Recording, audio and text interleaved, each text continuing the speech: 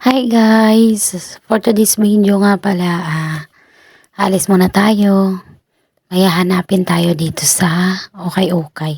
Ayan. Sino ba relate sa inyo dyan na mag-ukay-ukay lagi?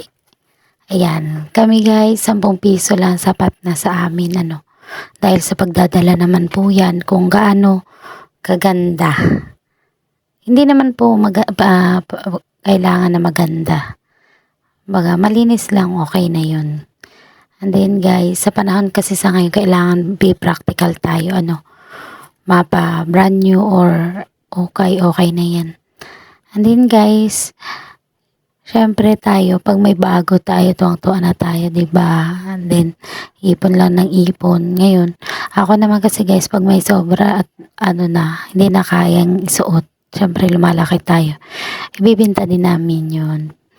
Then guys, ayan, pumunta nga kami dito sa may kainta sa palengke. Ayan yung okay dyan guys, na marami kang pagpipilian. Ayan, sa murang halaga makakita ka ng maganda. May 10, 35, merong 20. Ayan, atudo okay nga ako dyan. Syempre kailangan magtiyaga guys para makakita ka ng maganda, yung kasya sa'yo, yung kasi dito sa okay guys, meron pang hindi mga nasusuot, may mga etiketa pa, diba? Yan. Kailangan galingan mo lang sa pagpili. And then after nyan guys, dahil mainit doon sa okay, uhaw. Ayan. Pumunta pala kami dito sa, alam nyo na kung saan ito. Ayan.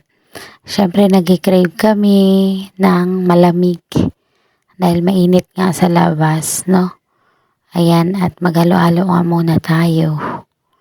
Ayan, si halo-halo kasi ng mga inasal, syempre masarap, malinamnam. Ayan, yun. Ayan guys, yung small lang siya, solve ka na. Diba? Kasi kompleto din naman siya, kagaya rin ng large. Dati mura lang to, pero ngayon, medyo na rin siya. Ayan. Diba? Sarap talaga pag tag-init, kailangan mong kumain ng malamig. Ganun lang kapag malapit ka talaga sa lahat, di ba? Tapos, ang gagawin mo guys is, dyan lang, magpalamig ka lang, ganyan lang. Di man kailangan talaga na marami kang pera para makakain ka ng ganyan.